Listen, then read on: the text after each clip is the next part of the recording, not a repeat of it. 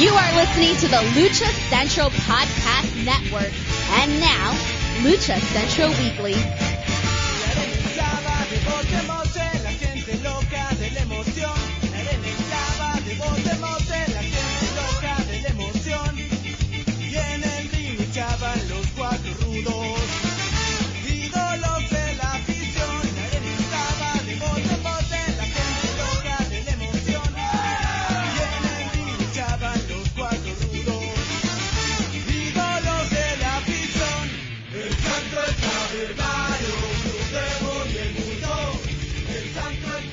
Hello and welcome to another edition of the Lucha Central Weekly Podcast. This is the podcast that lets you know all of the latest happening in the world of Lucha Libre. Each week our team discusses news and events from this past week, as well as preview the week ahead, covering Mexico-based promotions and top independents, along with luchador-related news from throughout the United States. The Lucha Central Weekly Podcast is part of the Lucha Central Podcast Network on luchacentral.com. This podcast and others from the network are also available on all major podcast streaming platforms, including iTunes, Google Play, Spotify, iHeartRadio, which I already said, and more. My name is Miranda Morales, and I'm one of the co-hosts of the Lucha Central Weekly Podcast. And let me bring in my two co-hosts. Introducing first, he is the dashing one, Mr. Dusty Murphy. Dusty, how are you? I'm doing fantastic. How are you doing, Miranda? I am doing really, really well. Still somewhat recovering from a long weekend. And in order to talk about that, I'm going to bring in the third member of this team, and that's who? Who? It's the one and only Brendan Barr. That's who. Yeah, I'm still recovering too, but you know who's probably still super recovering is Ruben. Ruben, yes. Ruben had a long weekend, I'm sure. Brendan and I were in Las Vegas this past weekend for SummerSlam weekend, and during that time we ran into Ruben Zamora, that hopefully our fans know from Master Republic.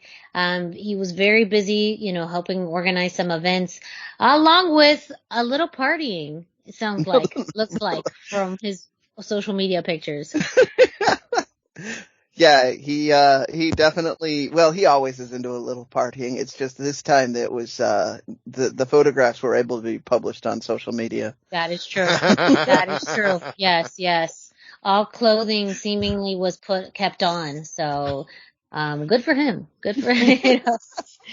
Yes, Ruben, we hope that you are recovering. He does have a little bit of time before the September 11th show coming up, so I hope he uses the next few weeks to catch up and recuperate, because very shortly afterward he's back to work. Yeah, well, much like me, he went back to his day job pretty quickly too. Yes. So none of them sleep. Neither of them sleep. So that's true. Very, very true. Well, Brendan, Dusty, we have a lot to cover on this week's episode. So let's jump right into it with the road back to shows with Brendan. All right. So I'm going to get this out of the way. Mexico City, or Mexico, still red. As long as the government pretends like it doesn't matter, I'm barely going to touch on this. If we're still having fans at shows, and they're not adjusting the capacity, we're just going to keep moving forward, because there's a lot of stuff. I'm just real quick. We're throughout the show, as Miranda was alluding to, we're going to be covering a lot of the things that happened over SummerSlam weekend, in the rest of the wrestling world, the indie circuit, and as a result, many Lucha Libre promotions and other things were a hit. So when we get to the indie roundup in particular, we're gonna talk about that. But and the dogs like that idea too. Yeah, the dogs are. Continue. Yeah.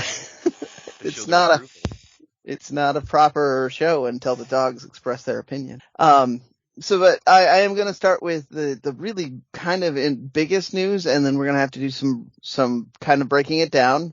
Dusty, you might have to help me a little bit with this one, because I know you know this situation pretty well too. Mystico, the person we know as Mystico right now, has seemingly stepped down from the role of being Mystico and is going to be replaced by the original Mystico, who we knew as Caristico or Sin Cara. Was it Azul or Negro? He was Azul. Okay, yes, Sin Cara Azul. So to see, as you can tell already, we're there's a lot of confusion and breakdown on this. Many years ago, or a few years ago, there was Dragon Lee and Mystico, and then the WWE decided they wanted to hire a major name out of Mexico to try and up their brand and increase their global presence. So they hired the Mystico at that time, who we now know as Caristico, to be Sin Cara.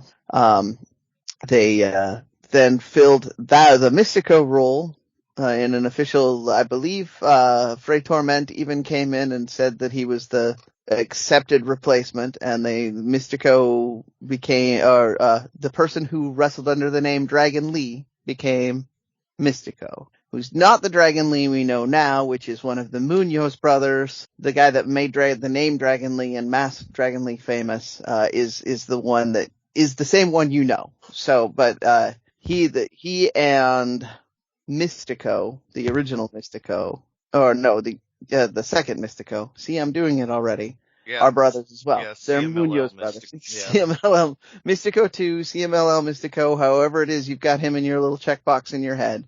They're also, and then you have the second, so that everybody is on the same page here.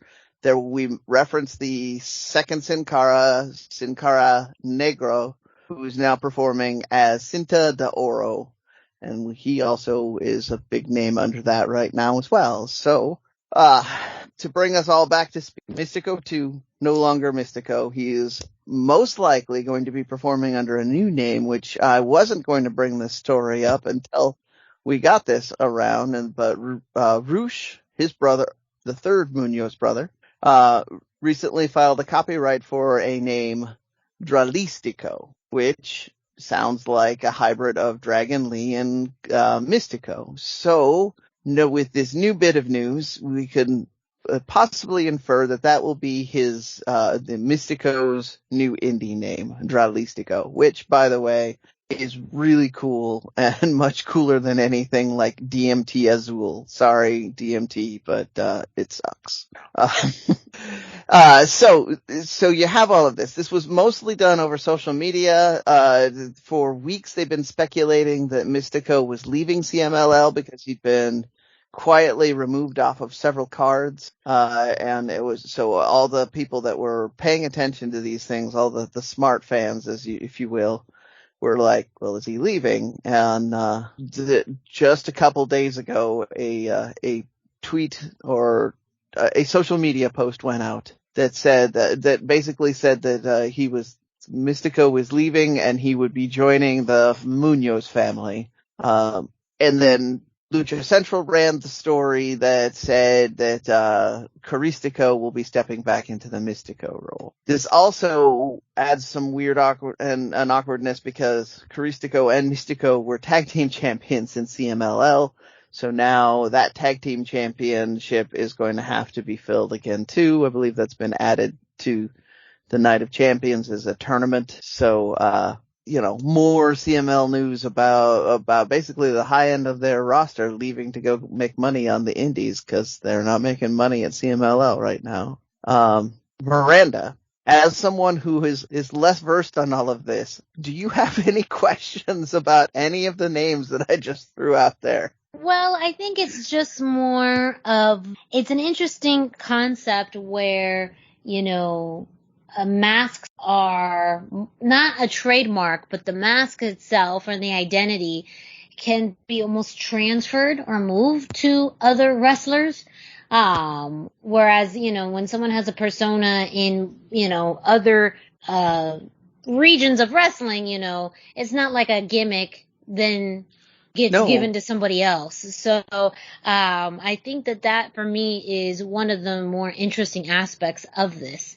It's still all fairly confusing, to be honest, but I think Yeah, right. that's just more of the more interesting part to me is that, you know, Absolutely. that it's also like a domino effect, apparent, of when one person is leaving a gimmick and then it gets to somebody else, which means that other gimmick is free, or that other person has to come up with a new identity. And then I think the trademark for the hybrid name of, was it Dragon Lee and Mystico? Yeah, Dralistico. Dralistico. That seems to be very interesting as well. Yeah, that is a very cool idea and a very cool name. It is unique to Mexico that these identities and masks are kind of trademarked by promotions. It's more of a AAA thing than it is a CMLL thing, but obviously Mystico is kind of important to CMLL. They mentioned this a lot when Sin Cara was first signed. That is a major name in Mexico. There's comic books and merchandise. At the time that he was signed in the WWE, he was probably one of the most famous masks and faces of that generation. Obviously, you still had your Atlantises and your Blue Panthers and your Blue Demons, who are a lot more iconic to wrestling fans, but he was kind of the face. I guess you could equate him pretty well with John Cena or Roman Reigns. Like they're not huge names in the in history yet, but if you bring up wrestling, that's where Sin Cara was at in Mexico. Yeah, he's very hot talent. Mark seemed like he was gonna be a guy. And the WWE, I don't want to say they ruin everything, but I'm just going to leave that. I don't want to say that out there. Yeah. That momentum was absolutely killed. Even with the Munoz brothers stepping into the Mystico role, he never really lived into the potential of that role, even though he's a very talented wrestler from a dynasty. So I actually expect him to do bigger and better things now that he's free from that legacy name.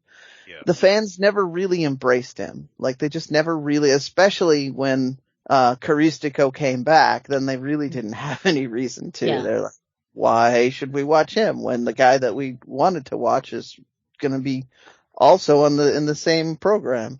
So super, super weird. Just to give people some examples, since I alluded to it, La Parca has famously had multiple people playing it. AAA owns that.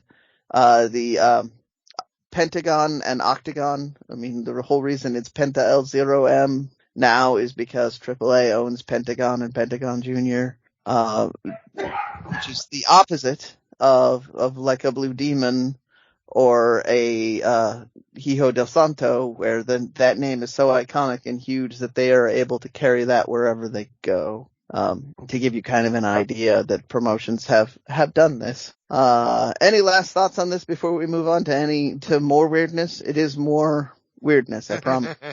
This is a weird show. Let's get weird.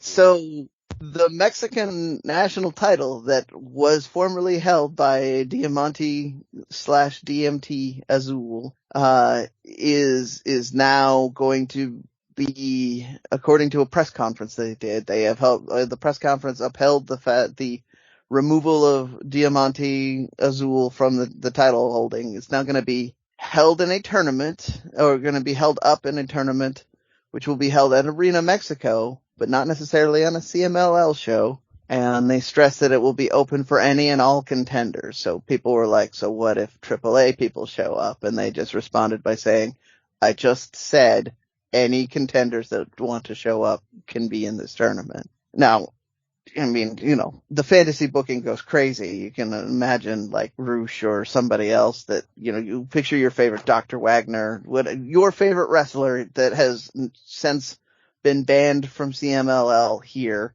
showing up. But it seems unlikely because it's still going to be in Arena Mexico. It's still going to have CMLL officials as a result of that. They're just pretending a lot harder.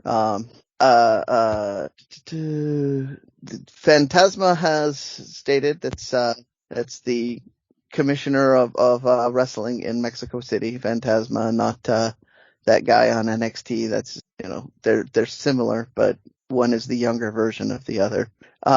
He stated that the commission will announce participants in the tournament next week, with the tournament probably happening in Arena Mexico sometime in September. So again, keep your ears open for that.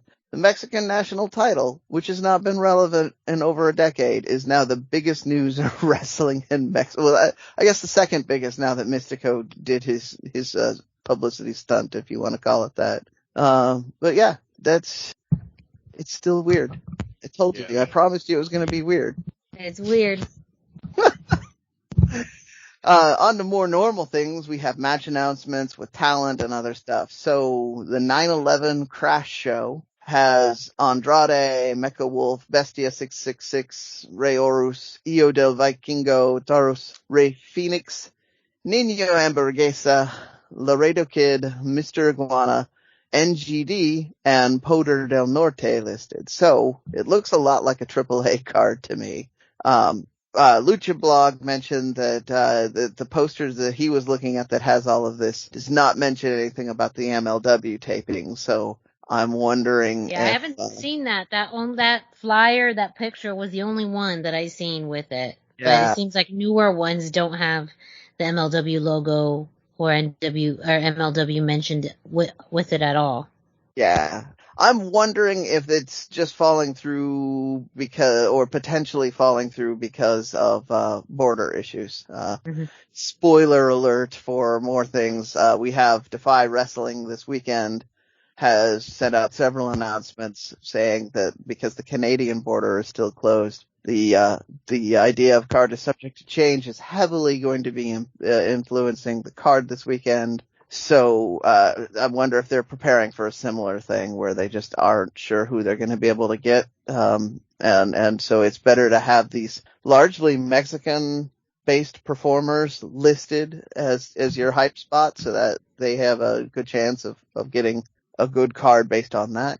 But that also brings up this whole looking at some of these names. I can see why Kevin was saying they were having a hard time filling out the roster for their 9/11 show because a bunch of these are already confirmed to be names from the 50 Mass Republic luchadors. Nino Hamburguesa, Taurus, Mr. Iguana, I think Laredo Kid's on his own visa. So, you can see that there's a certain amount of crossover. I'm very excited for both cards. I don't know how I'm going to be able to watch them both, and I'm supposed to be doing personal things that weekend. So, I need more time.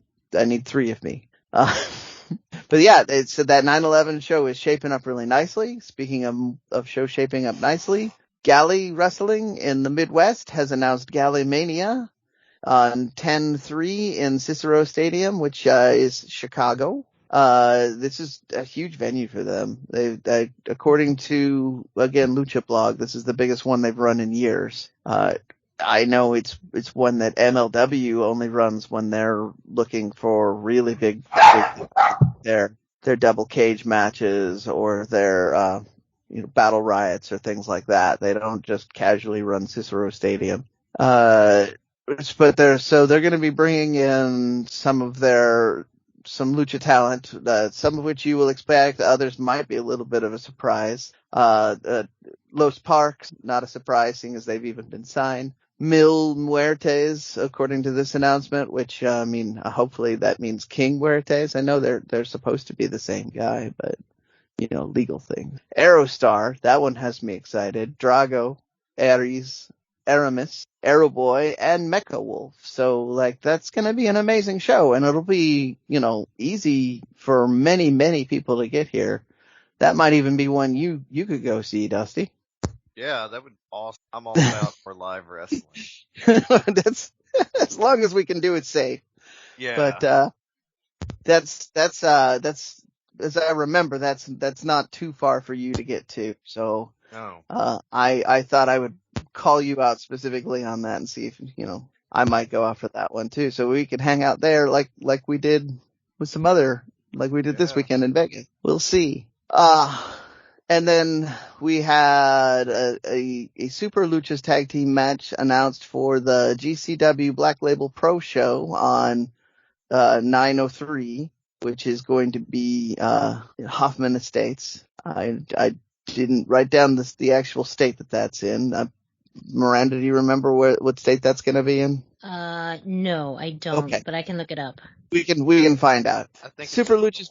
I think you're right. The Super Lucha match in question has Juventud Guerrera and the team of Juventud Guerrera and Super Crazy against Dragon Bane and Hijo de Canis Lupus, against Gringo Loco and Aries, also against Laredo Kid and ASF. Like, super loaded. I mean, there's a reason they're calling this the Super Lucha match. So I am really excited for that match. GCW has much more of a presence on the internet, so I don't know that I'm going to travel for that one, but I'm tempted to. Any luck, Miranda? Yeah, it's in Illinois. It is in Illinois. Excellent. So there you go. 9/3 Hoffman Estates, Illinois. It's the only major lucha content that's on there, but GCW in particular has a big commitment to having something entertaining for every type of wrestling fan. So if you're in the area or thinking you might be in the area, keep an eye on that card. You'll probably find a couple of things on that card that will pique your interest. And then my last little bit for the road back to shows was there was an interview recently that Flamita did with Universal Deportes. He's talking about the quotes that were pulled out were about his struggles in breaking out in the U.S. And he thinks that in the indie circuit, he thinks that learning English is the biggest obstacle to being a bigger star. It's kind of common. Most luchadors will say not enough English. Like even when Andrade was struggling in NXT, the main excuse that people were giving was that he didn't speak enough English. I believe that was the similar issue with Sin Cara Azul, as he didn't speak enough English. Sin Cara Negro, by the way, is from Texas, so he speaks pretty good English. That was a shocking thing that I forgot about that when I met him. And then, that just was interesting to me. But the big quote that he got out of this is Flamita says he feels Mexico no longer has the best wrestling in the world because they haven't taken good care of it. I mean, we talked, Matt Farmer brought this up. We've talked about this, a bit. It feels like the state of Lucha Libre in Mexico is they're emulating the American Indies, which is creating a more watered down product. But I thought it was very interesting to hear Flamita say that, seeing as he's been in the American Indies for a while now, and I don't know how in touch he is with the actual Mexican scene anymore. So I don't know. Did either of you guys have any thoughts on this? Yeah, I mean, like, in some ways, I think that Mexico still has the best world. Like, that's my personal preference. But I do see where it feels like, especially, I mean, we're hearing this with the guys leaving CMLL, that the wrestlers themselves don't feel valued there. And so it's hard to put out your best effort when you don't feel like it's appreciated. Yeah, absolutely. Yeah. And it's a very competitive market now, too. And so I think whether you're a wrestler or a promotion and you want to, I think it's all about ROI in these really shoestring budget times. And so I feel like that plays a factor in this as well. Yeah, that's a huge factor, and that's a huge factor in why people are leaving the stability of CMLL because, as I talked about before, they offer a steady paycheck, but, to Dusty's point, they don't really seem to offer any, variety in programming. It's pretty much we're doing a tourist show, do low bumps, here's your basic match layout, go get it.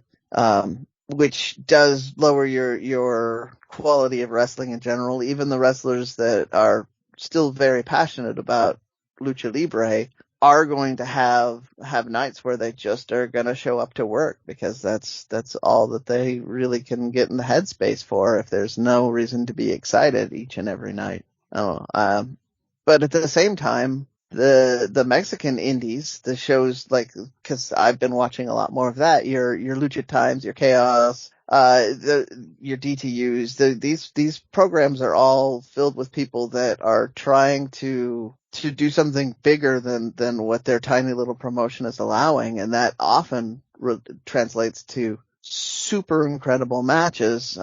So, I mean, some people are going to complain and say that there's technical problems, and you're right. There's always technical problems with young guys trying to do spots that are really complicated and sophisticated. But if you're looking for that, you're going to find it. If you're looking to be entertained, these matches are fantastic. So, I don't know. I think that, I think that Mexico, I think most of us on this show are going to say Mexico probably as a general rule has the best wrestling. So I was just very intrigued by this quote. Any final thoughts before I move on to the indie roundup on any of this stuff? No, I think I'm good. All right. So indie roundup, we have a lot of stuff happening this weekend. And I mean a lot this last weekend. I'm just going to start with, Miranda and I were both in Las Vegas. We split our attention as best as we could to see a bunch of shows. We were at a couple at the same time. The big lucha base one that, I'm going to start with was I was at the Robles Patron show in Las Vegas. This was it was in a venue that it looked like it was probably a wrestling school. It had imagery for the Super Beast, the wrestler, everywhere, so I'm assuming he's either their top promotion or the instructor. He was in the main event later. I was just gonna say the Super Beast compound is not necessarily a school, but it is a facility, a wrestling facility that is available for rental. Promotions who want to run in Vegas can rent that facility out. And so it's more of an all-inclusive facility, for wrestling shows, but they are connected to the wrestling schools in the area. Yeah. Okay. So you are a little more familiar with it. I should have expected that. The first half of the card was local indie wrestlers. It was not an exceptionally lucha thing. Mileage varies on it. I apologize to the wrestlers. Thank you for putting your time and effort into entertaining us. But, this particular show had all Spanish announcing while the music was pounding. So, even if I could hear him clearly, I probably wouldn't have understood him very well. I lost the battle in that I couldn't hear him over the music anyway. So, I'm not trying to downplay the significance of the indie wrestlers that were there. Thank you guys all for being there. I apologize for not getting your names. We had several very, very fun matches that, especially one of them where they were trying to work with the kids in the crowd but they were all various types of fun, high flying or power matches. There was a, brief intermission, and then we came back and we got a little more lucha content. We started seeing some of the people we were here to see, but it came down to the main event where we had Super Beast and I'm going to say the wrong Colon brother now. I believe it was Carlito, but I'm tired and I didn't take the name on that. On one side, and then we had Dr. Wagner and a young man who was wearing a variation on a Dos Caras mask, but I did not catch his name, on the other side.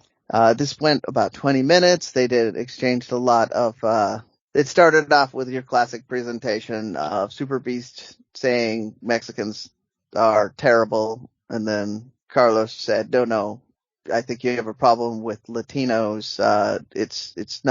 It's not all Latinos, more or less is how it translated to. He started talking about how cool Puerto Ricans were because they weren't Mexicans, and which riled up the crowd even more. which eventually started a Dr. Wagner promo. So I have now been in a venue where I've seen Dr. Wagner do a live promo. I have checked that box off.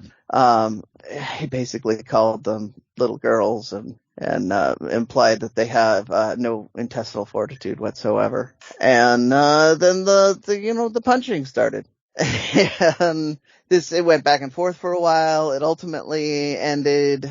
The faces got the win, but the bad guys were unhappy with that, brought kendo sticks in, and were starting to beat everybody up. And then El Patron and Cinta de Oro came out for the save. So then they challenged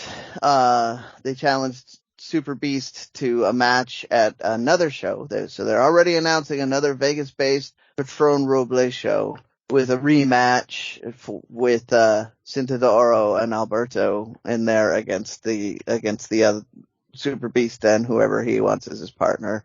And everybody from Mexico stood in the middle of the ring, and Wagner's music played, and that was the end of the show. It was a fantastic way to end the show. A little disappointing to me because I was thinking this was going to be a one-off show. We were going to see more lucha talent, but I'm excited to know that they want to have a lucha-based promotion in Las Vegas, which is going to feature pretty big names.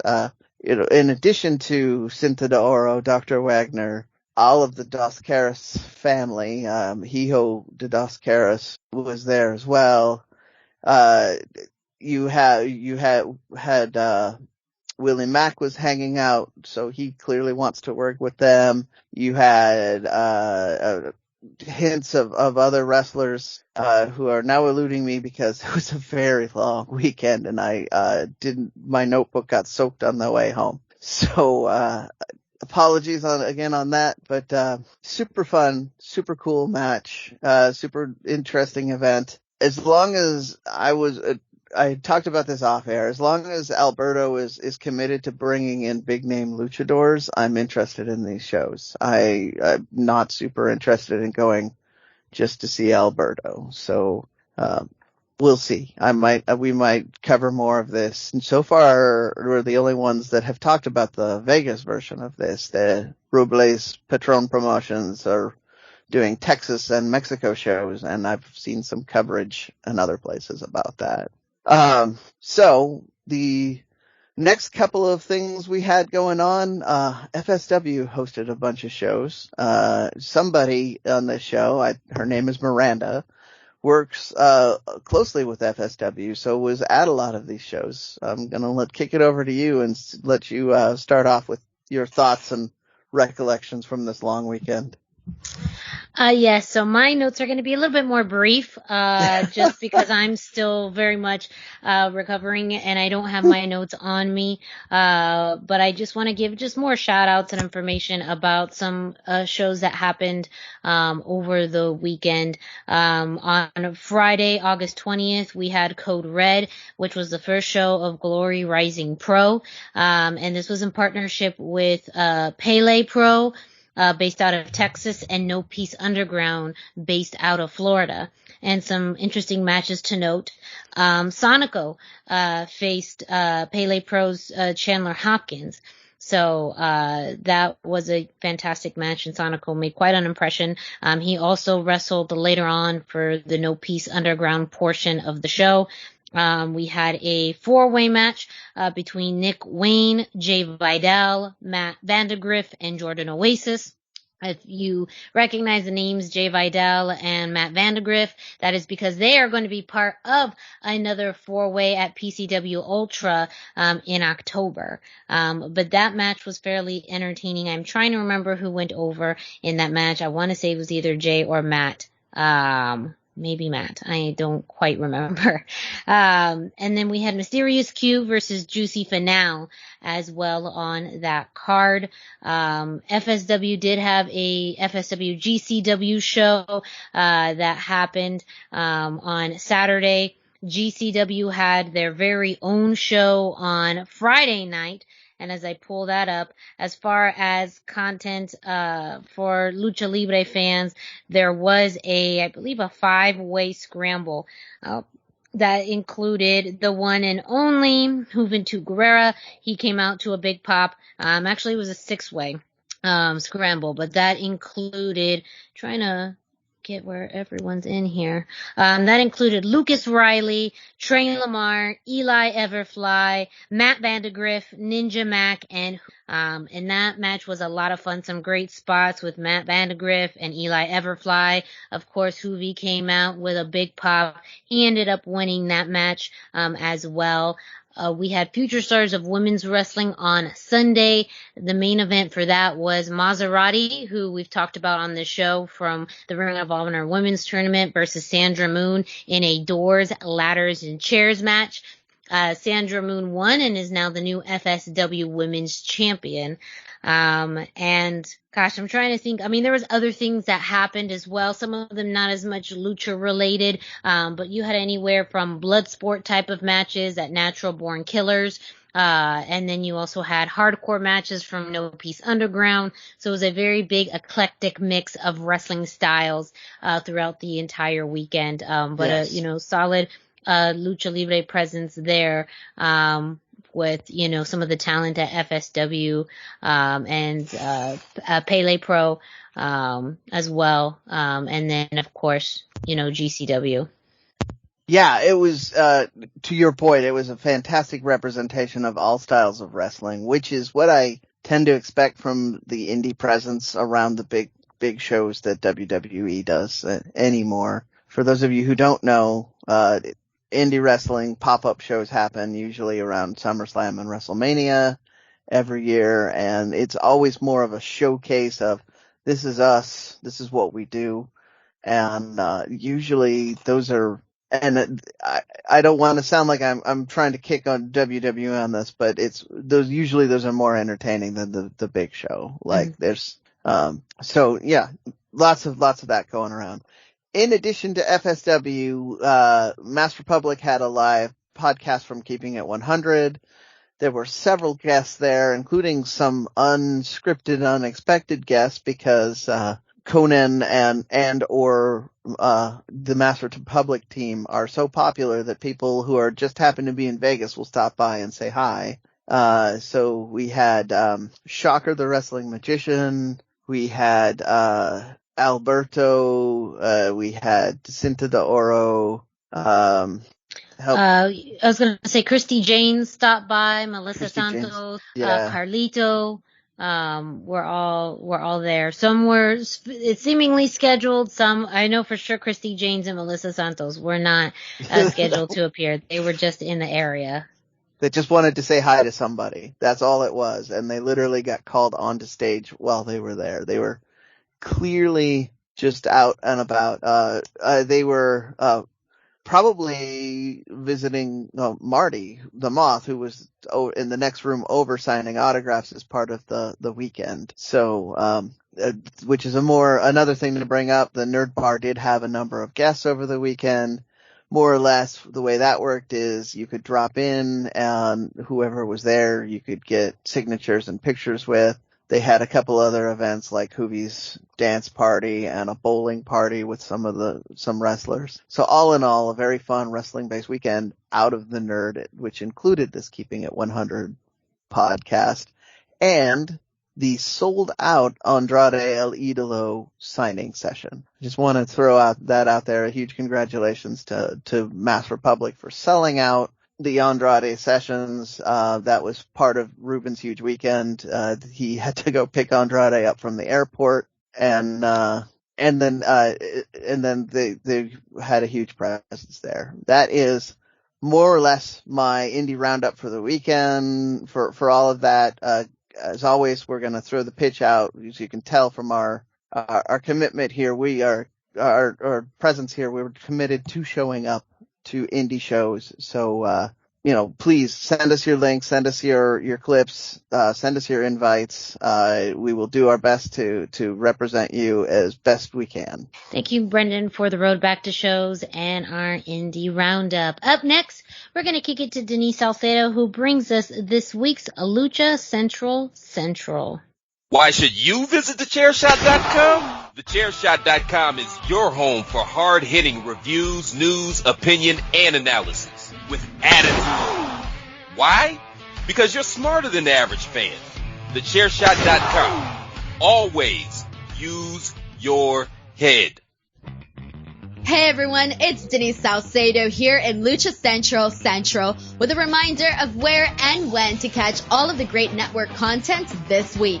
Get the full lineup and listen to all of our shows in the podcast network section of luchacentral.com. On Tuesdays, Mats, and Mayhem takes you inside the world of Lucha Underground as they take you weekly through the series with the benefit of hindsight and the benefit of special guests from the groundbreaking series. Check out the premiere video stream every Tuesday at 2 p.m. Pacific, 5 p.m. Eastern on the Lucha Central YouTube channel and at luchacentral.com. Then listen to it on your favorite podcast platform every Wednesday. Tuesday nights live, it's Wrestle Boss, where Fabi Chulo talks MMA and pro wrestling with special guests and listener call-ins. Visit WrestleBossLive.com Tuesday nights at 7 p.m. Pacific to listen live or call in with questions or download the show on podcast platforms on Wednesdays. Wednesday nights live on Facebook, it's Spanish show La Mesa de los Márgaros, giving you both the news and the chisme from around the lucha world. Special guests and a whole lot of fun make it one of the most talked about shows in Mexico. Thursdays, it's Straight Out of the Bodega with Papo Esco and PWR promoter Gabriel Ramirez as they have guests from throughout the wrestling world pull up to give an inside look into their careers. From indie standouts to television superstars, each week brings a new name and perspective. On Friday, it's your double dose of Lucha Central Weekly podcast, one in English y el otro en español. Lucha Central Weekly is where you'll find all the top stories of the week, both inside and out of the ring from Mexico and anywhere luchadores are in action across the globe. Be sure to subscribe and follow all your favorite Lucha Central Network series on your favorite podcast platforms, either by their own series name or subscribe to the Lucha Central Podcast Network show pages to get all of the shows in one easy feed. And please consider giving a rating to help more fans find the shows that you love. For now, this is Denise Salcedo signing off from Lucha Central. Have a great week. Lucha-Masks.com by Pro Wrestling Revolution, bringing you, in partnership with Mask Republic, the Lucha Brothers, as well as Japanese legend Ultimo Dragon. Go to lucha-masks.com and fight Lucha Strong with masks from your favorite Lucha legends and Pro Wrestling Revolution luchadores. Stay safe in style and represent your favorite luchador. Get yours now at lucha-masks.com, powered by Pro Wrestling Revolution. As always, a huge thank you to Denise Salcedo, who brings us this week's Lucha Central, letting you know what's happening throughout the Lucha Central Podcast Network. Up next, as we've been talking about, a very big weekend in pro wrestling. You know, we'll be talking about some of that as far as WWE goes, but a promotion that may have been overlooked a bit, but had a lot of great content and matches this week is Ring of Honor Glory by Honor Nights 1 and 2. So, Brendan, why don't you tell us more about those shows? So, again, as Miranda mentioned, we had a lot of Lucha content on there. I'm just going to go over, we're going to start with Glory by Honor Night 1 real quick here. You had a match with Silas Young and Rey Horus. Silas Young won that one. It was a fun match. You had Demonic Flamita in a match with Danhausen, PJ Black, Dak Draper, Eli Isom, and Mike Bennett. The kind of caveat for this is the winner of this was going to be put into the top 5 rankings for the heavyweight championship. Demonic Flamita actually wound up on top on this one, so he is now ranked and in contention for the heavyweight championship held by Bandito.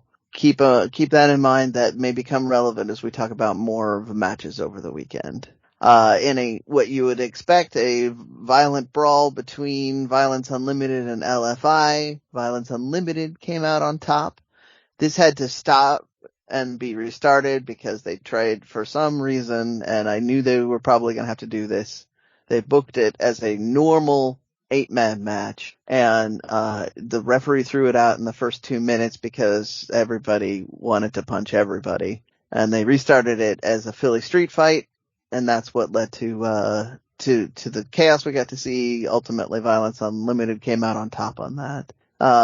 And then at the end of night one, Bandito successfully defended against Flip Gordon.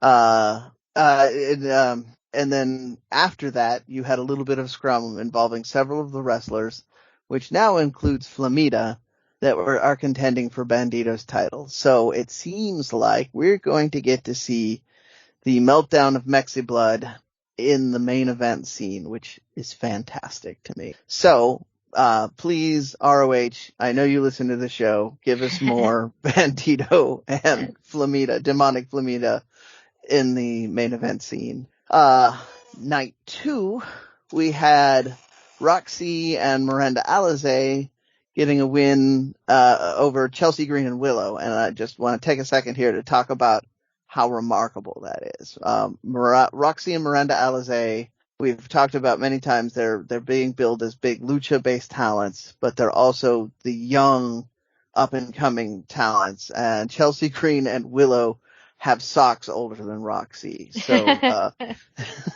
that's a fair statement.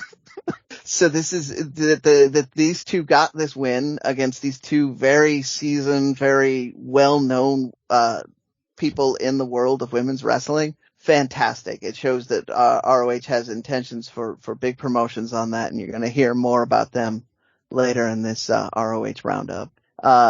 Brian Johnson and Mark Briscoe, this was a last-minute change because Jay Briscoe had to be pulled from the shows. Medical reasons, I believe it was, but I don't think they gave us anything specific. They were in a tag team match against Demonic Flamita and Flip Gordon. The story here was that Flamita and Flip Gordon couldn't get along, probably because they're both bad guys and in contention for the heavyweight title. Flamita ended the match by flipping off Flip Gordon, which distracted him long enough to be caught with the most dangerous move, the roll-up. And the 1, 2, 3 happened as Flamita walked away. Then our last match of the night, you had Rush and Dragon Lee in a tag team match against Bandito and Rey Horus. This is everything you would expect. You had high-flying, hard-hitting action. They still continued to tease Dragon Lee and Bandito kind of getting along despite the fact that they're in differing factions. You had Silas Young on commentary talking smack about Rey Horus, so they're suggesting that that's going to be a program we're going to see moving forward. But also you had Rush with a noticeable limp by the end of the match. Dragon Lee was on social media afterwards mentioning that Rush had a knee injury before the match. So, hopefully it's not a serious knee injury and we get to see more of Rush before his contract expires, because again, thank you for pointing this out. His contract with ROH, Lucha Blog pointed this out. I'm sorry, I buried the lead on that. His contract expires, so an extended knee injury expires soon. An extended knee injury could overlap with that expiration, and that could mean we get less Rush, and I have to assume he's not planning on re-signing with ROH since he's pretending like he's still going to be a promoter in Mexico. So, who knows? We'll see. But that's that was our Glory by Honor nights 1 and 2. Also over the weekend they showed the first matches from the second round of the women's tournament, and both of our lucha talents advanced. Roxy got in a fun match over Quinn McKay, advances to the next round. Miranda Alizé and Nicole Savoy this was the one I had no idea. Both of these women could have gone into the next round easily, and I would not have been surprised. So, but they played up the fact that these two were familiar with each other. They really, if you want to see a good Clash of Styles story, they really played up that Miranda Alizé is lucha based and Nicole Savoy is strong style based. So watching this match the story was kind of that Clash of Styles, which is one of my favorites to watch. And then, in the main event, we had Rey Horus versus Demonic Flamita. Like, more of the breakdown of that faction. Always good. As you can expect, Silas Young and other things were alluded to, but straight up lucha action between two of the best luchadors in ROH right now. So that was our giant amount of lucha content out of ROH this weekend, with strong implications. We're going to see more lucha content for ROH going forward, and in prominent places on the show too. Yeah, it does look like it's still going to be it's multiple title pictures. It's in faction warfare. And that is very interesting because you just don't see a lucha champion versus a lucha contender.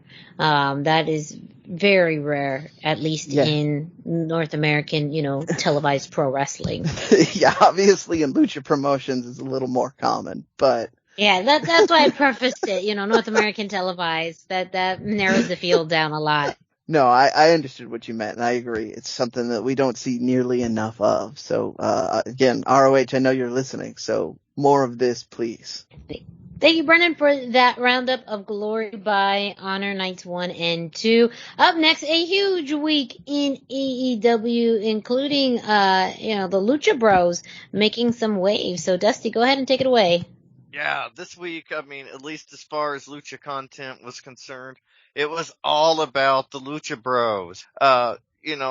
First we had Dark Elevation on Monday, and our main event, we had a big trios match, Death Triangle. That's Rey Fenix and Penta Zero Miedo, the Lucha Bros with Pac. They were accompanied by Alex Abrahantes, and they were up against the Dark Order of Alan, Five Angels, Evil Uno, and Colt Cabana. This match told two simultaneous stories. The first story was the power dynamics in play within the Dark Order and everything going on with that. The second story was that Death Triangle are the best trio in the world, hands down, as far as AEW is concerned. So good, and somehow they get better every week. Alan Angels from the Dark Order looked excellent in this match. All three members of Death Triangle really looked excellent. Pac got the pin after hitting the Black Arrow on Angels immediately after Penta and Fenix hit the two-man Fear Factor. A very strong trios win for Death Triangle, and also a furthering of the schism between Angels and the Dark Order and the kind of leadership of the Dark Order. Interesting. Then Tuesday, we had Dark. We had Nick Comoroto and Aaron Solo versus the Lucha Brothers. Again, this was another very strong showing from Penta and Rey Fenix. I'm going to hold most of my opinions about the match because they play into the tag team eliminator match that was on Dynamite this week. We'll talk about it then. The Hollywood Blondes are in the crowd scouting the Lucha Bros during this match, so it immediately felt like a foregone conclusion that Solo and Comoroto were losing, and that feeling was right. After a pair of pretty nasty super kicks from the Lucha Bros, Penta picked up the pin on Aaron Solo in just over 6 minutes. Then on Wednesday night, we had Dynamite. We have the Varsity Blondes facing the Lucha Brothers in the big tag team eliminator match. And this is what I didn't want to mention in the previous match on Dark, but everything we've seen lately gives us the impression that the Lucha Bros are going to be in that tag title match at All Out in Chicago on Sunday, September the 5th. This match was no exception to that. The Varsity Blondes were good, but they're still getting their rhythm. They're still a little green. They simply just can't keep up at the level that the Lucha Bros bring to the ring. And despite bringing their best effort and having one of their best matches in AEW to date, they just came off as not being on the same level as the Lucha Bros to me. The double super kick comes into play in this match again with Penta, then Fenix, taking turns with a nasty super kick before they gave a second simultaneous super kick and then hit the assisted pile driver for Penta to get the pin on Brian Pillman Jr. Afterwards, Jurassic Express came out. They wanted to shake hands with the Lucha Bros, but the Young Bucks came out, and then Lucha Bros and Jurassic Express kind of teamed up to run them out of the ring. Great stuff. But the real story in all of this is that the Lucha Bros are a huge deal right now in AEW, maybe the biggest deal they've ever been. And if you kind of keep up with all the backstage stuff, the smart info, their contracts generally, or at least the last few years, have expired on August the 31st. And so it's very likely that this is all part of a contract signing / negotiation for the Lucha Bros. But they were always reticent to sign anything longer than a 1-year contract, so AEW was reticent to really pull the trigger on them. But maybe now that's kind of evolved, and we've got the chances for something more important. And we also can't forget that working relationship between AEW and AAA.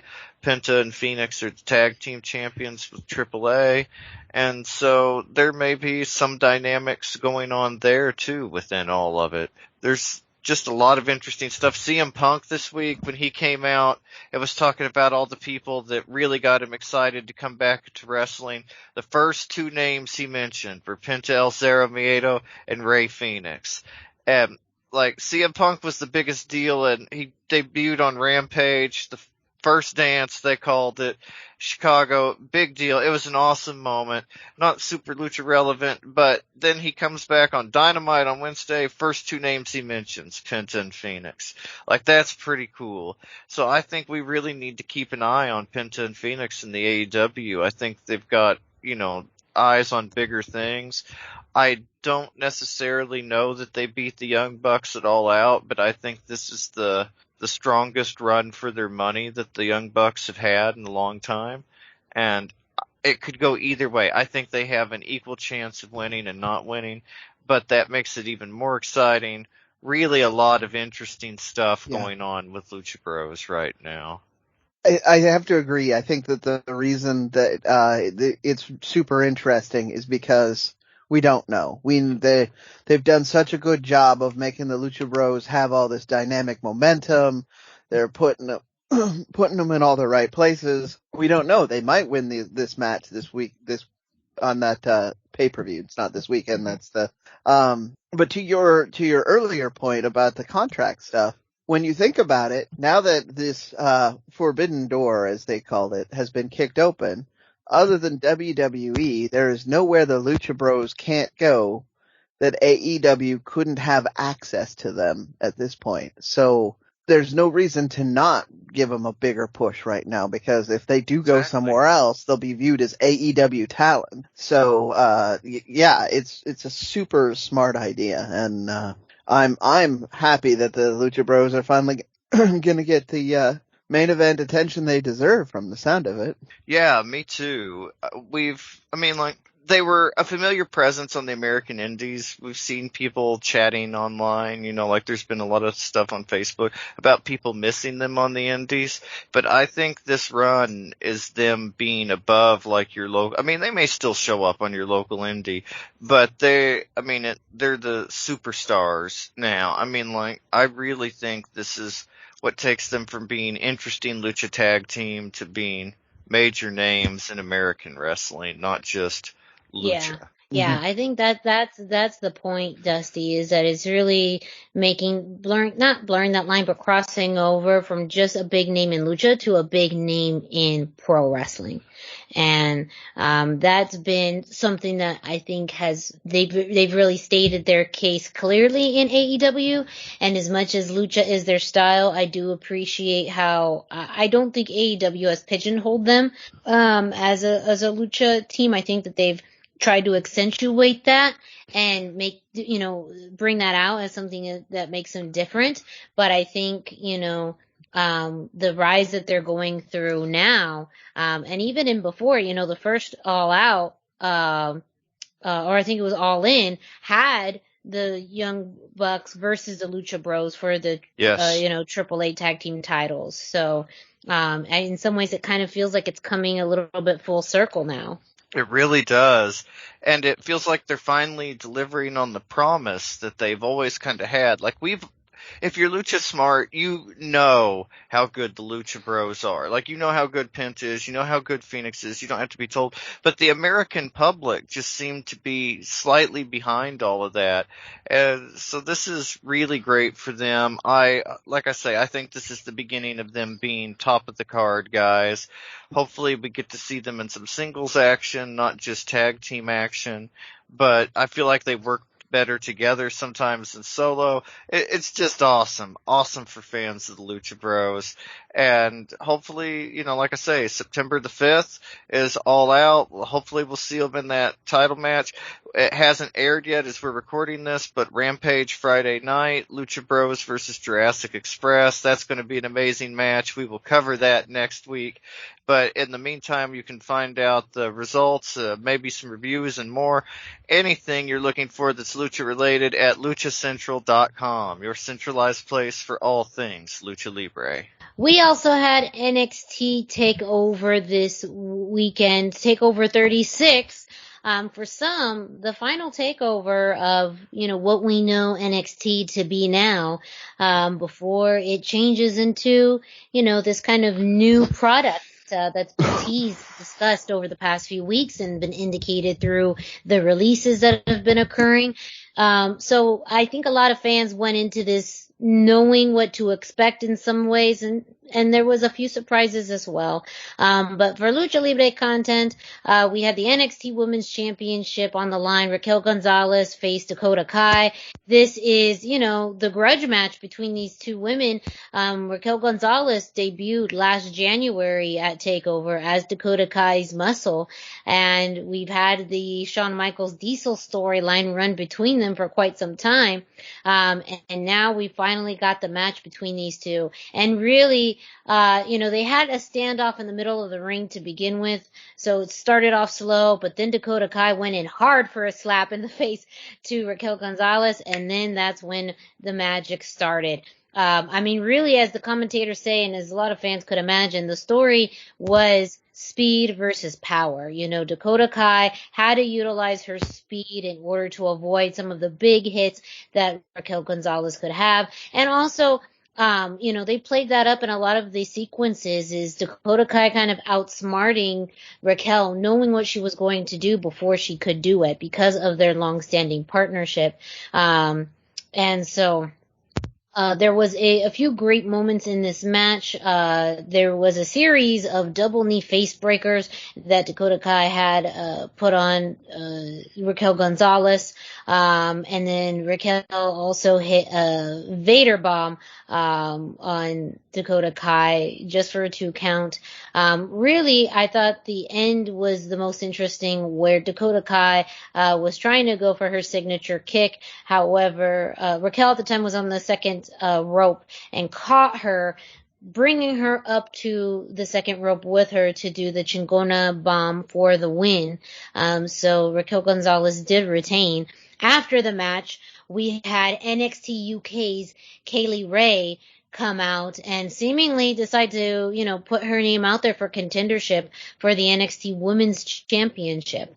That seems to be somewhat of a theme. We're getting a lot more NXT UK talent on NXT, which could lead some to believe about maybe combining these two shows or talent. As we've even speculated, 205 Live is fairly done for.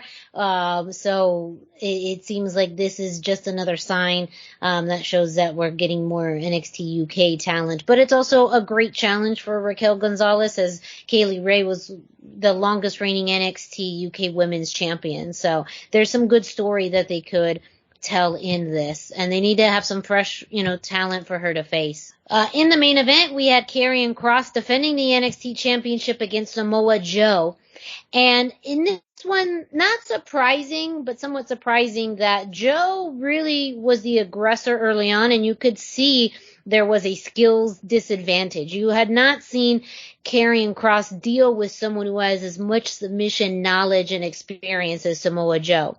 So I felt like that was very interesting in the match. You could obviously tell that technically speaking, Karrion Kross was outmatched. But you also saw Joe, this is the first time that he's been in the ring for quite some time. And so I think that was something that you could see within the match. But for the most part at the beginning, Samoa Joe was fairly dominant. And Cross eventually had to kind of use more of his speed to take over, and he was able to plant some elbows and boot strikes to Samoa Joe. Eventually, Samoa Joe was able to lock in the Coquina clutch, but then Karrion Kross turned it into the cross jacket. And Samoa Joe almost passed out, but got out of it. Karrion Kross did another series of those big elbow smashes to the back of the head, which was almost like a finishing maneuver for him at one time. He won several matches with that. But at the end of the match, Samoa Joe won with the Muscle Buster, a fairly clean and fairly concise match. And Samoa Joe is now your new NXT champion. I know Dusty will jump into some Karrion Kross territory next. I almost feel like it's a graduation of sorts where, I hand over Karrion Kross news now to Dusty, as we've all assumed that Karrion Kross is gonna, be more regular on the Raw roster, but a little bit of the tip of the cap to Karrion Kross. It seems like his time in NXT is over for now, and now he's part of the Raw roster indefinitely. Some interesting developments though on this week in NXT. Raquel Gonzalez was doing a backstage interview, and during that interview, Frankie Monet came out to talk with her. So I do feel like we're building up to the Frankie Monet Raquel Gonzalez program. Maybe that's after Kaylee Ray. Kaylee Ray did have a match on NXT this week, so I'm keeping my fingers crossed. I am nervous that because NXT is changing a bit, this program isn't going to be what a lot of us hoped it would be, but it's still fairly optimistic because, Frankie Monet is really entertaining. She is now kind of the leader of the Robert Stone brand. And I think, they could really do some great magic in the ring. I mean, that is absolutely takeover level quality match. So it's very exciting to see Frankie Monet get closer and closer to the championship scene. And then a fairly big development with Legado del Fantasma as far as this week's main event. We did get the trios match, the 3-on-3 between Legado del Fantasma and Hit Row. Beautiful, beautiful, outfits, gear by Legado del Fantasma this week. And they use that to their advantage because, Santos Escobar came out with more of that kind of like poncho-like draped, blanket over him, and he kind of threw that off in order to cause the distraction to go straight into a fight, right before the bell rang. So they were brawling all over the place to try and get that advantage over Hit Row. Some really great tag work between Joaquin Wilde and Raul Mendoza. A lot of that quick tag that they've been really working strongly on. And I think that made the difference. But, Hit Row having the variety of talent that they do, from, the lucha-based talent and quickness of Isaiah Swerve Scott to, the Top Dollar, the big guy who has his strength. At one point, he was fighting all three members of Legado del Fantasma, at the same time. But, the big news coming out of this is that Legado del Fantasma have finally found an equalizer against B-Fab, who is the female member of Hit Row. They have now recruited their own female member in Elektra Lopez. So she came out to cause a distraction. Essentially, her and B-Fab got into a confrontation. Elektra hit her with seemingly some kind of nightsticks, some kind of club. She threw that over the top rope, in which Isaiah Swerve Scott caught it. The ref, was accusing him of using it as a foreign object, and then Santos Escobar was able to do the roll-up for the win. So, something that we've talked about for quite some time that we've, really advocated for is a fourth member of Legado del Fantasma. I just want to get your thoughts real quick on this. What are your thoughts on adding Elektra Lopez to this group? Brendan, I'll let you go first. It was needed. They needed somebody to do it. Yeah. And, I mean, I don't know enough about Elektra Lopez to say she's absolutely the best fit for it, but she's a great fit for it. So I'm not salty or unhappy about this at all. And, NXT's not afraid to do, mixed tags. They'll probably still be WWE style where only the women can be in at the same time. But, I'm still not going to be upset about that. Having more intergender matches or mixed tags, is on TV, no matter what the rule sets, is the best way to get that to be more common going forward. So all in all, this is a great move. I'm really excited. It adds some heat to Legado de Fantasma too. They finally are feeling like they're not just there as a kind of a transitional faction. Dusty, what are your thoughts? Yeah, Elektra Lopez, it was a surprise to see her there, but it's my understanding that her father was also a wrestler. His name was Steve King. He also wrestled under Chief Cherokee. And so it makes sense, her being a second generation for her to be in Legado del Fantasma. And these legacy guys. And yeah, I like I don't know how to explain this exactly, but I like that they got a tough woman. She's tough and she's so legitimate and so, she's just the perfect feel for, she feels like she could beat up one of the guys. Like she looks like that. And she's I just love that. Like she brings an edge to the group that they didn't already have that makes them seem more vicious or more, able or more, I'm trying to think, but they could just lean towards violence in a way that they didn't. Adds a little bit more, and it aligns with what they do. It aligns with the type of vision and violence that they have. And so, I absolutely agree. And you are right. Her father did wrestle in the WWE between 1976 and 1984. So she is a second generation. Her first NXT match was against Frankie Monet on television. And she is billed, of course, from San Juan, Puerto Rico. You always need a tough, but I think she's, more from New York. So a tough New Yorican, come on, sometimes you need a New Yorican to help the boys out. But I think it's also great. I think too, in the direction that NXT is going, where they're using some of the more newer talent, the more unfamiliar talent, this kind of aligns with that. NXT is going in a different direction where they used to sign the top independent talent out there, and now they've made a clear direction that they're not. They're really going to be focusing on even, people who are not part of the independents, people who they can kind of mold and shape, and so this may look more like NXT of old, where you see less familiar talent, but then eventually come up. So the fact that this is a headliner feud, one of the biggest ones, again, we're going into War Games. There is a possibility, NXT, do not mess this up. Could we have the first intergender War Games? That's what I'm hoping for. Yeah. Absolutely what I'm hoping for. Amazing. Especially now if we're not going to have Adam Cole in the War Games for the first time ever. Yeah, for the first time ever, there's no Undisputed Era. Yeah. Literally, what else can you do? Let's do this, NXT. Let's Absolutely. do this. And I didn't know the stuff about her being a second generation wrestler, so I like her even more as a fit with Legado de Fantasma. Yeah. You have a very strong point that is legacy.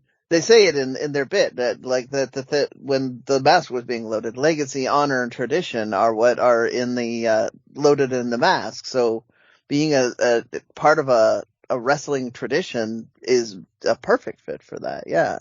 I'm never going to let that go. Legacy, honor, tradition. Anytime that mask gets loaded, that's what's in there. I like it. Very fun. So this feud is far from over. We have a new member of Legado de Fantasma, and like I said, just putting the feelers out there. Hopefully this leads to some, of course we're going to see a one-on-one match between B-Fab and Elektra at some point, but as Dusty mentioned, you don't have the Undisputed Era anymore. You really don't have that many other factions happening. This is this is going to be your longest kind of faction feud that you have. Truly make War Games the blow off. You can absolutely do that. So, sorry, I'm just fantasy booking in my head. Do it. Oh yeah, no, I'm with you. That is a fantastic fantasy book right there. So, and that is it for this week's NXT. Of course, results from NXT this week and TakeOver are available on luchacentral.com. Dusty, you have some brief AAA news for us. Yeah, we've got a little bit going on in AAA, nothing major, but the date for Heroes Immortales was set. It appears to be October the 9th in Orizaba, Veracruz, according to local advertising that was pointed out by Pasión Luchista and a Holler to Lucha blog. That's where I found out about that information, where it debuted. So shout out to him, Cubs fan. Good looking out, buddy. This will most likely be AAA's next official show in front of fans. Looks for tickets to be on sale soon. Although anything is possible, obviously. It's unlikely we'll be seeing AAA Mega Campeon champion Kenny Omega on this show. More likely he will appear at December's Triple Mania Regia show. Date to be announced soon. So keep your eyes and ears on luchacentral.com for updates, news, and more as news is announced.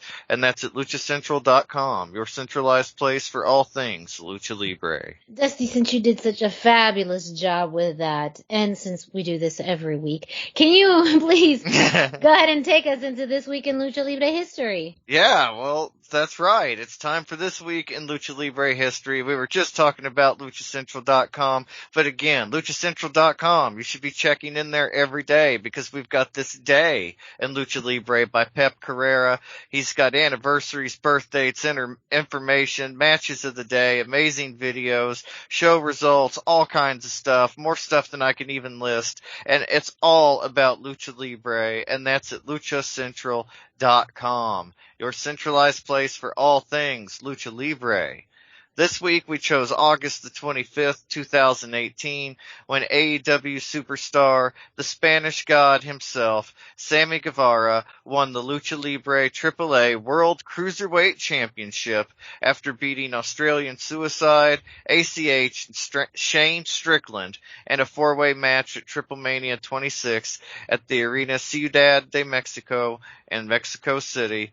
This was a really fun match. But I think time has shown us that all four of these guys were capable of better. Sammy, he looked good, but he wasn't the Sammy we know now. Like, it's nice to see the progression of that.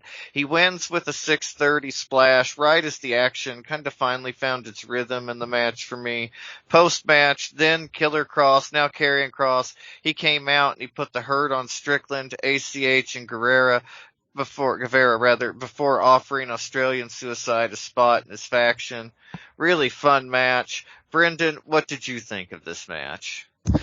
My biggest problem with the match was that it was way too fast. I felt that way. Felt that way the first time I watched it. This was one of those times where I remember specifically I was watching the live stream in my kitchen for this one, and people kept coming in and were asking me questions. But that meant that there were a lot of I blinked and I missed it moments in this particular match. We've talked about it before. AAA loves to use the early part of the card to showcase the hot young talent, and that's what this was. But what was more interesting to me about this particular showcase of hot young talent was it was all, or nearly all, American stars. So they were really just looking like they were going to be making overtures to branching out into America. I think having Sammy win at that point was going to be a huge part of that, and then the world changed, and that's one of the major losses we had. It's a great match and a lot of fun. There were, even the second viewing and the third viewing, I blinked a lot and missed stuff. So this is one to maybe slow the video down and just watch it that way. Miranda, what are your thoughts on this one? I kind of thought the match itself, I thought actually was easier to follow more than some other lucha matches, and I don't know if it's because as much as the movements were fast, I don't think the whole match for me wasn't as fast as others that I've seen. And I think it's because there was some stories told between ACH and Shane Strickland, partnering a little bit at the beginning. But towards the end, I could see how things got so fast because you had, I think it was ACH, or Shane Strickland, one of them had done a baseball slide straight out of the ring, which happened so quickly that then went right into Sammy doing that 450 splash on Australian Suicide. So I think that there was some moments where things were really quick. If you blinked, you missed it. For me, overall, I felt that I could follow this match though a little easier than some other matches. And I don't know if it's just I'm so used more to the American style, and so this was more American wrestlers in doing lucha style, which I felt is just, you can tell differences, you can tell that sometimes the moves aren't as fluid, which means they're not as quick in some ways. I don't know if any of that is making sense. No, but that makes perfect sense to me. But overall, I really liked it. I actually really did like this match. I thought it was a great showcase for all four talent, and I think it was especially, Australian Suicide was coming in as the Cruiserweight champion for this, so I think it was a bit of a surprise to have Sammy win. Based off of some of the other spots in the match that made you feel like maybe it was going to be Shane, or maybe ACH. You can kind of tell it didn't look like Suicide was going to win. I just felt like the attention was more on ACH and Shane. Most of us knew at that point that Suicide had one foot out the door, basically. Yeah. But no, Sammy winning was the shock. To your point, I thought this was going to be Shane's night. Yeah. Because he was riding such a huge wave of momentum out of Lucha Underground that it made the most sense. Like that's the match that you do. You put him there. He's going to be the hot talent, and they didn't go with that. It turns out probably because he was looking at Florida at the time, but there we go. Sammy got the nod, and it was exciting. It was the beginning of Sammy kind of exploding into the mainstream, in my opinion. Yeah, just kind of the beginning of Sammy becoming a known name around wrestling circles. Yeah. Mm-hmm. Yeah. Well, there you go for this week in Lucha Libre history. Don't forget to check that out at luchacentral.com. Brendan, though, what else can our listeners find at luchacentral.com? All right, let's do this. So if you're listening to this and you haven't been to luchacentral.com, I can't even do that without laughing at this point because it's so good. If you're listening to this and you haven't been to luchacentral.com, it's time to do it. LuchaCentral.com is the online home for Lucha Libre, where you can get all of the top news in English and in Spanish. Find the best curated video content and original content not seen anywhere else. Find when Lucha Libre events would be happening in your area. Look for a lot of that. That's going to start happening in massive waves. Find photo galleries from top photographers covering Lucha Libre around the world. A place to have your voices heard, from weekly polls to annual awards, seen and read by top executives in all of the major Lucha Libre promotions across the globe. On top of all of this, it's free. You cannot beat this price ever. So if you're not going there, this is why I giggled earlier. It's really, really time to do it. It's free. LuchaCentral.com, your centralized place for all things Lucha Libre. Up next, we teased it earlier. We couldn't have this weekend without WWE. So, Dusty, tell us what we missed. Yeah, well, first up, last week we had main event. I mentioned it. We had Ricochet against Angel Garza. This is the kind of match and the Ricochet that we should be getting on Raw. His work with other luchadors is just so fluid, yet it's really crisp, and it's easy to see why he had a fantastic reputation when he was on the Indies. This match was was really hampered because there was a commercial break directly in the middle that ate up a lot of the match time, stuff we didn't get to see.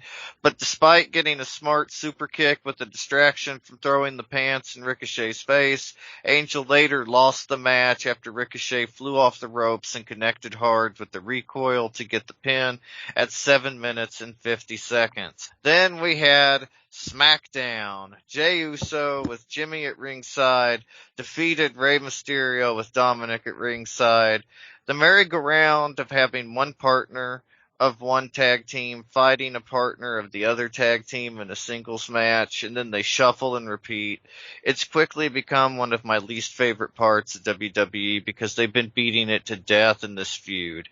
I can't believe they didn't have more people to try and make something about this less repetitive, but repetitive seems to be where they're going with the Mysterios. First the Seth Rollins thing, now the Usos thing.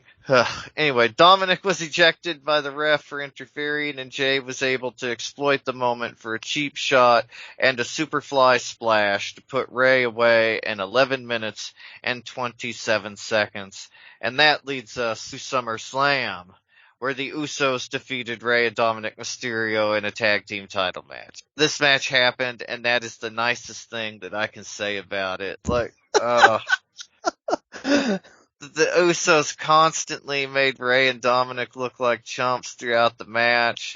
They picked up the win in 10 minutes and 5 seconds. WWE constantly telegraphed that this was what was going to happen. Like, everything they did gave us the feeling that Rey and Dominic just couldn't beat the Usos, and they couldn't. But like, WWE never follows through on the story they promised. So why did they stick to it this time? The world will never know. And at least they get the points for consistency. And then that takes us to Raw. And once again this week, I'm just going to crap all over everything WWE gave us because Karrion Kross, he was so good in NXT. He had his own thing. Oh boy. And Ricochet, he was against Ricochet in this match. It didn't give us much to leave us inspired. It was a quick 90-second match. But again, as I mentioned with Karrion, this all feels kind of like an overcorrection from the early loss to Jeff Hardy, and it also feels like too little too late. The only reason this match was notable was because of the terrible Zardoz meets Lord Humongous gear that Karrion was wearing during the entrance. I don't know if he lost a bet. I don't know if this is a rib, but he looked dumb. And it made the match feel dumb, and it made his fans feel dumb for being invested in him. What WWE has done to Karrion Kross is terrible. Somebody should call the police on them. I want to sue them. This is bad. I hate it. It's just, Karrion Kross in NXT and main roster Karrion Kross, I don't know if they're trying to find his legs without Scarlett, trying to come up with something unique for him, but this was not it. This looked like amateur hour, and it looked like the same kind of thing you see in your local school when they put on a show. I mean, same type of gear. It just, it was a definite step down.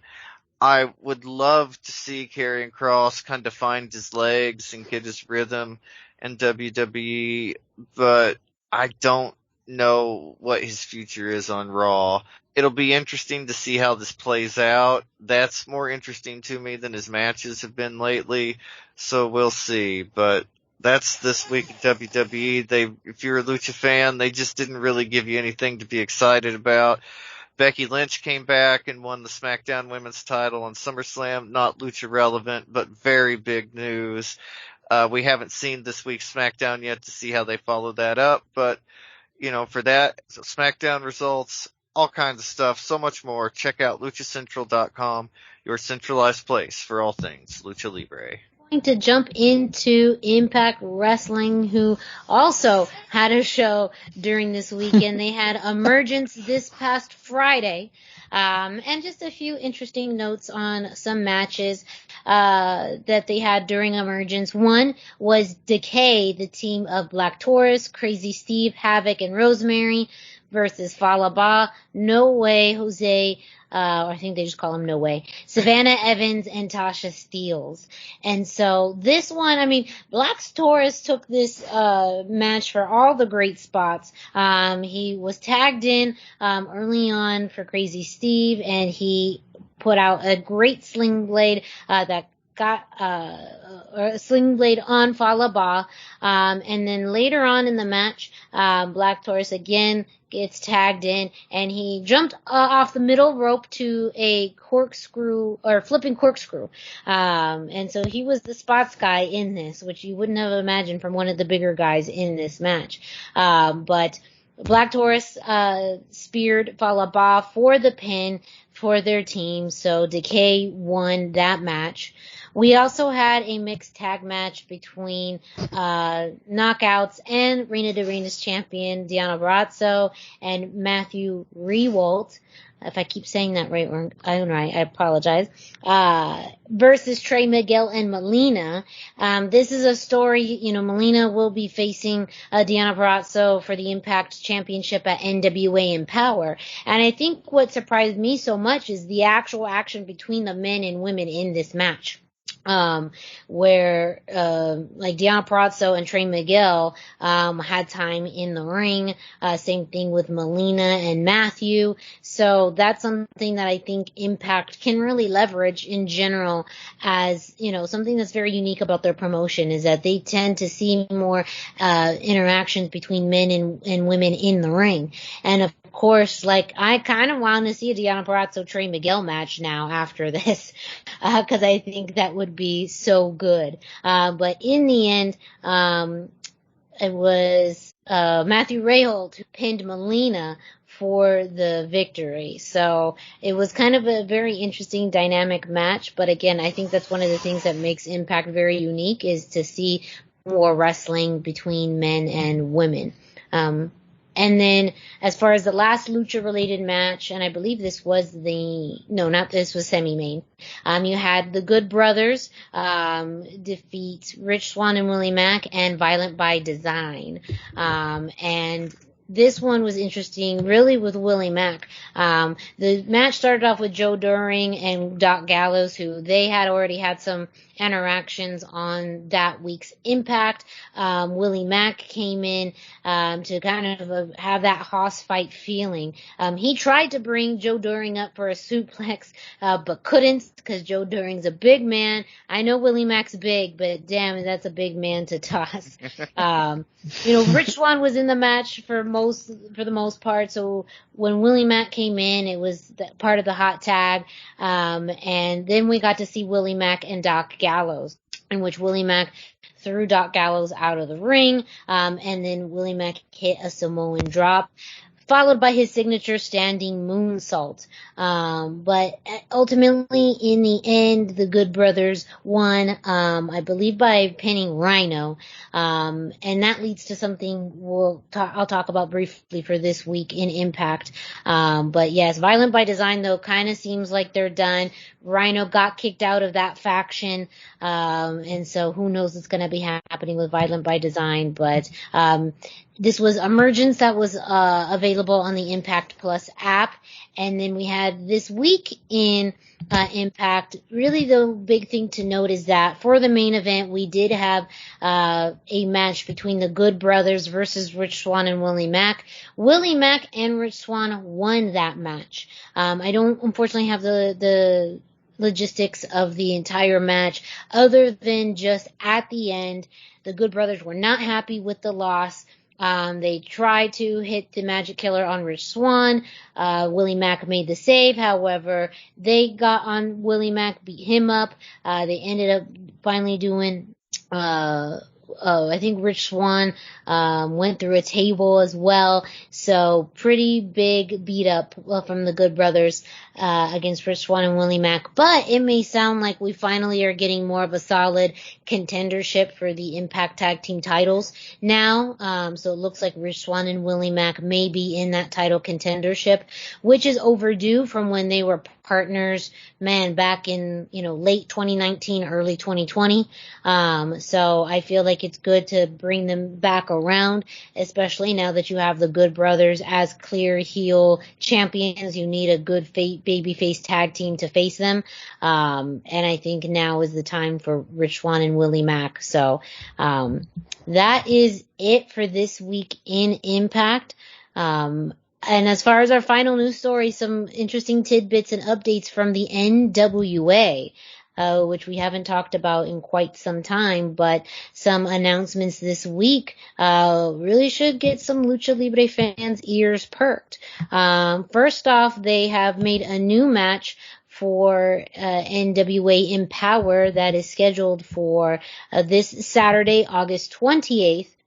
This was something Brendan had let me know about, and I finally got confirmation of this match.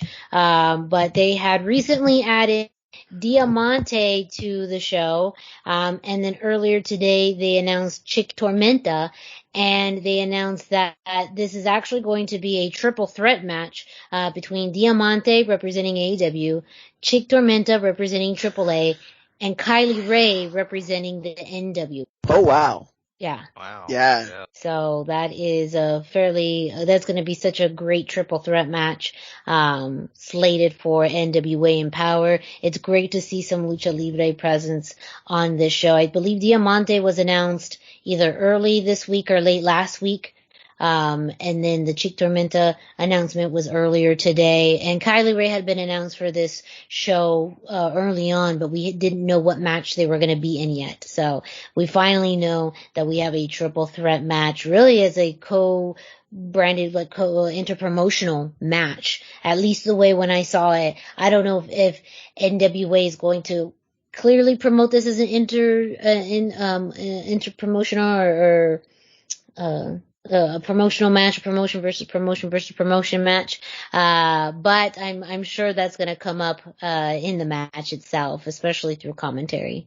And then also we do see the return of La Rebellion, Bestia 66 and Mecha Wolf 450. They're going to be challenging for the NWA Tag Team Championships.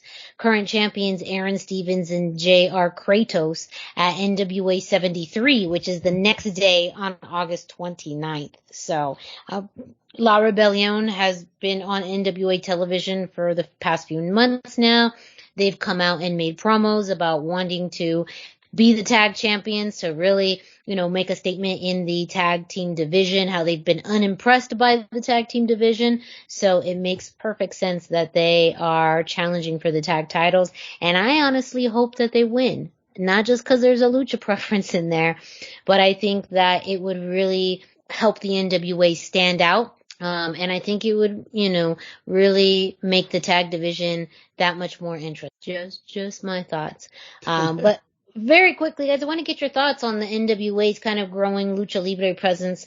Historically, the NWA's had a presence in Mexico, but with, that's been more tradition, and the NWA here in the United States has really been in name only up until the past few years. But even when the NWA did come back, the biggest lucha presence they had was Thunder Rosa. Now, in this kind of newer chapter, they've been more adamant about having lucha talent. Thunder Rosa is still a part of it when she can, but having Sam Adonis, La Rebellion, now adding Diamante and Chick Tormenta to the Empower show.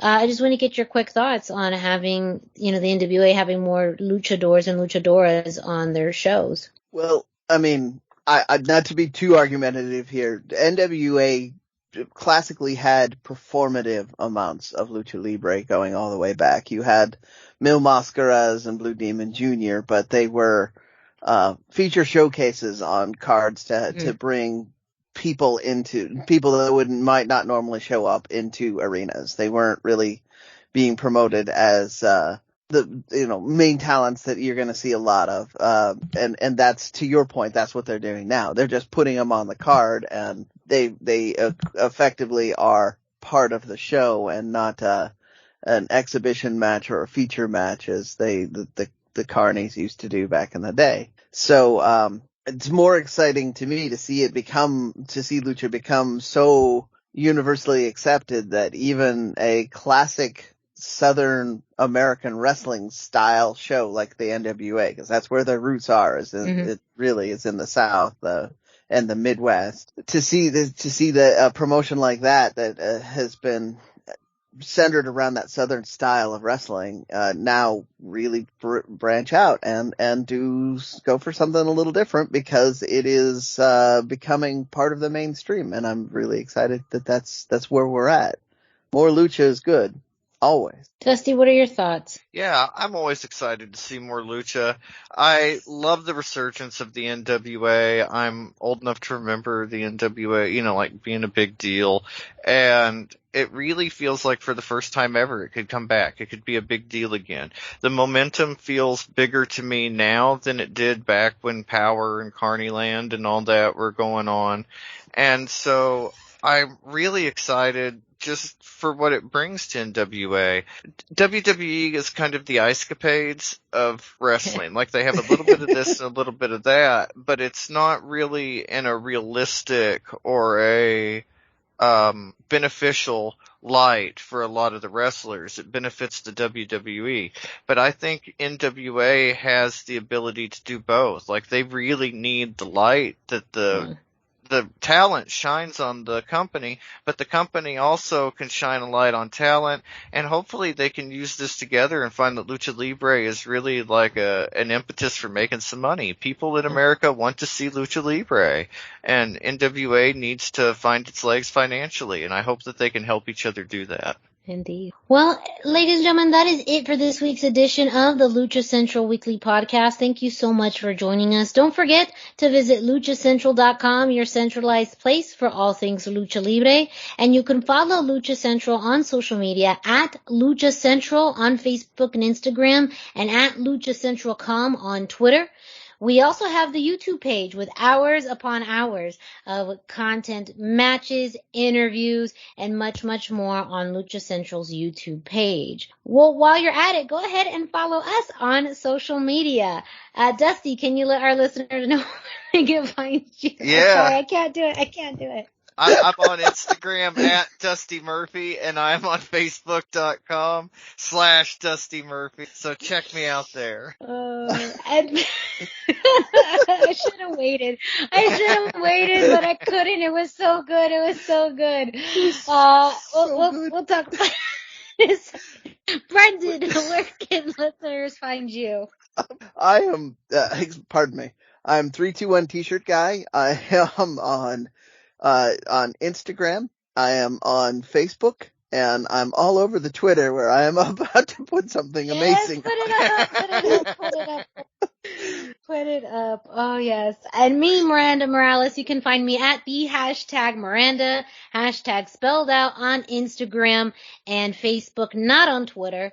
And yes, absolutely follow us on social media, especially right now. If you want to know what we're laughing about, you just need to follow us on social media. It absolutely has something that we talked about today, has something to do with that in the best way.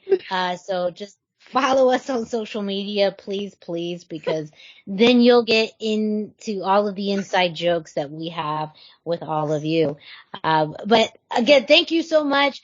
We hope you enjoyed the show. Make sure you follow us on social media. You can check us out on your favorite podcast streaming platform, iTunes, Spotify, Podbay, iHeartRadio. You can subscribe, rate, and review. Subscribe to get notifications every time a new episode drops. You can leave a 5-star rating and a review. Let us know what you think about the show, topics you like, things that you wish we would talk more about, talk less about. Let us know. We love to hear your feedback. And also a big shout out to thechairshot.com, the other source that we are streamed on, thechairshot.com, your source for wrestling news, analysis, opinion, sports, entertainment, and sports entertainment. For Dusty Murphy and Brendan Barr, I'm Miranda Morales. Thank you all so much, and we will be back with you next week.